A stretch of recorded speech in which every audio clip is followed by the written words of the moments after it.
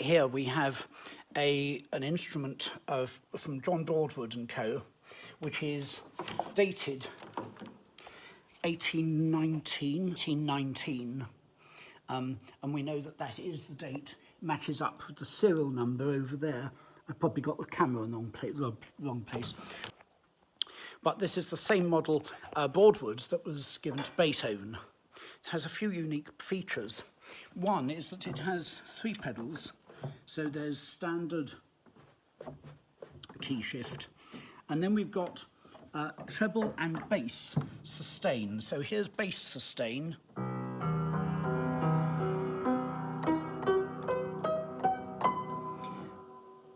What we can do with this is to get an ethereal resonance based upon the sustain there. And if I now press the other pedal, we have treble sustain.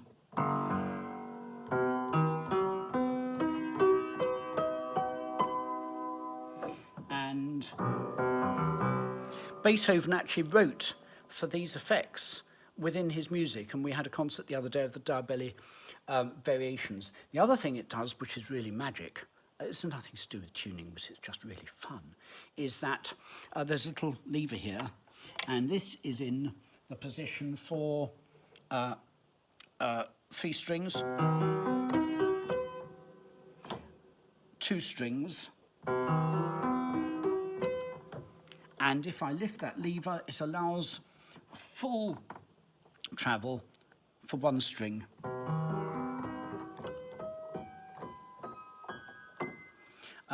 And as you can hear, I've still got to regulate that a bit, but it's a magic instrument.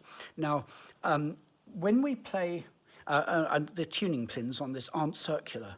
This is exciting when we're tuning it, because you're right, tuning up, but going down, the non-circular tuning pin has left a bigger hole, so it slips. Ah, we can hear that. The principal harmonic is that. Go down to here.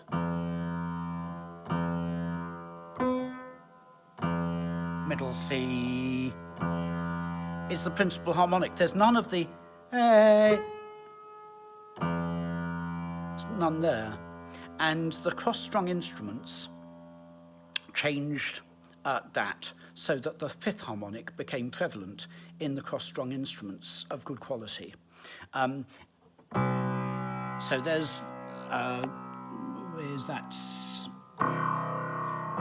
Yeah, so that's C2. Oh. There's not much of the 5th harmonic at all. So I'm looking at the harmonic structure of historic instruments.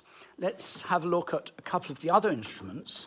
And this is a really important aspect of the change in pianos, which caused change of tuning, which eliminated emotional content.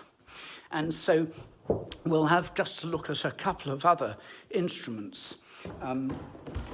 And this is an on-the-fly video, so please forgive me for not opening them up properly.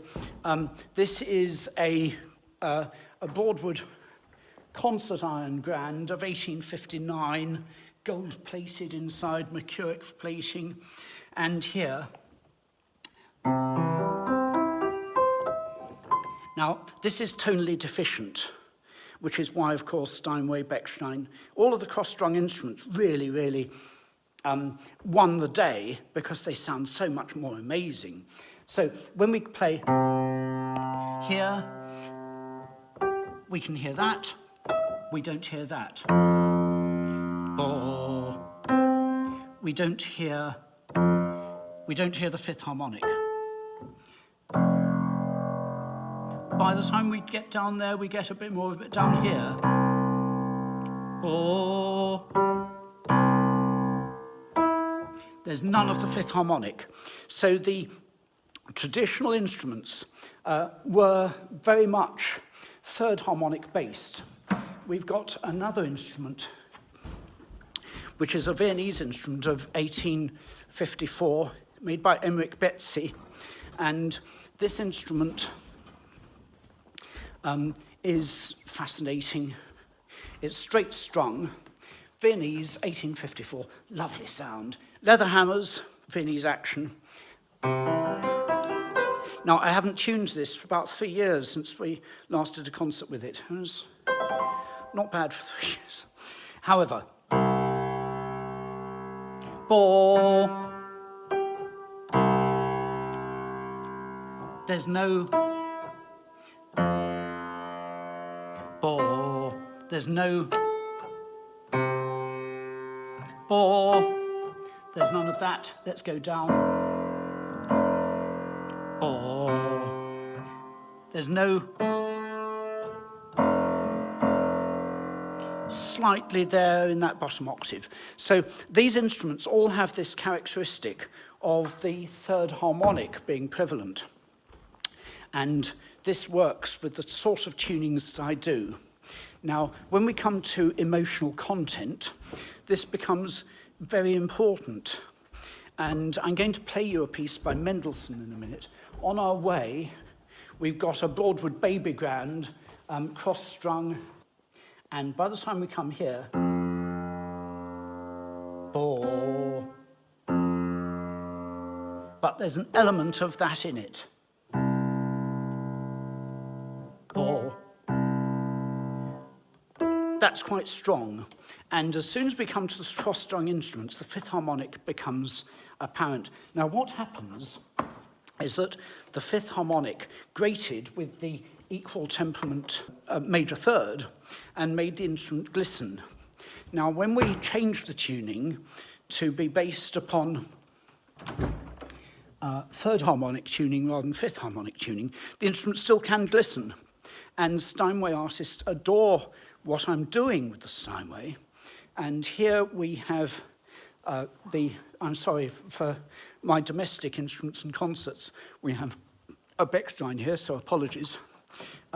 Here, when we play, we can hear that. Not much of that. But in the sustain, bo, bo, bo, and it's actually quite prevalent in the harmonic structure. Bo, bo. Now, so I'm going to play a piece by Mendelssohn, which will either demonstrate it or it won't. What this tuning does is to bring out psychedelia in the piece. So, now, because of the resonance, we can use open pedalling, keeping the pedal down, as with the hand stops of the old instruments and the Dobelli variations make use of that. And one can do it in Chopin too. Chopin and Beethoven specified long pedalling, which you can't do with the modern tuning because it's all noise. There's nothing still. Here, it's still.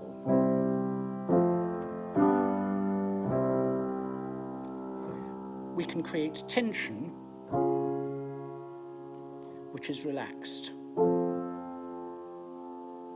And so we've got these layers of tension, relaxed, clean, dirty. And so we're putting a third dimension into the sound. Let's try this piece.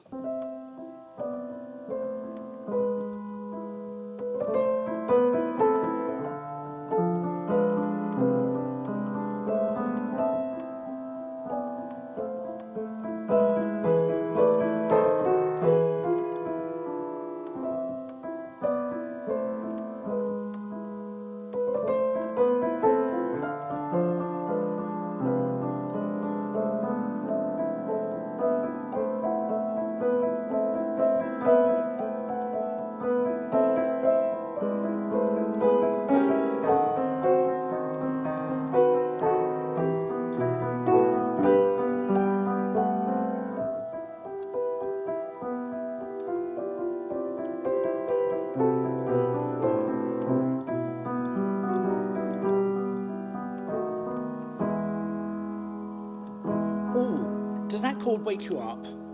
So what this does is to give a landmark in the narrative of the music. This wakes audiences up, makes them more interested, makes the music more interesting. And it's in this way that emotional content is played around with in how the vibrations affect the audience, and indeed how the vibrations affects the pianist, and as a result, the interpretation that the pianist gives to the piece of music. Finally, I'm going to go to the other extreme with a pipe organ, which is tuned to 18th century Meantone. You can't tune modern pianos like this other than for special effects and under very great caution. But what's really interesting about this is that I'm going to play part of the Mass for Usage of Convents by Couperin, and we can hear during this piece the way in which chords are sweet and sour. So this is Meantone, known for sweetness.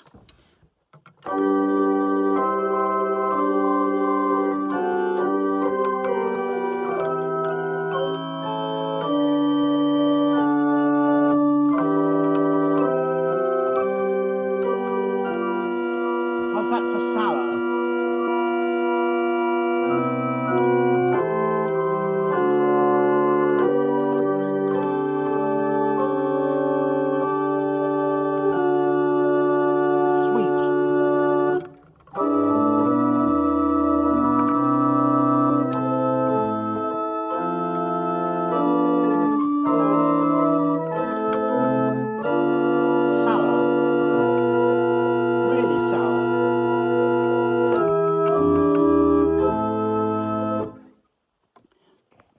So I'm not playing the whole thing, but there we had sweetness and sourness, and this, of course, was intended to express the love of Christ and the pain of suffering. So this was a good example of emotion coming through tuning. The other piece that is very relevant to this is the Mozart Fantasias for Mechanical Clock by Mozart, and he wrote these for mechanical clock, effectively a barrel organ, without small instrument, without the possibility of varying dynamics, without the possibility of varying speed, but it was in a context which expressed emotion. That came about as a result of key. So when we tune our instruments with every note equally the same distance apart, we put a bulldozer through the differences of key and the emotion that can be experienced. Not just perceived, but experienced.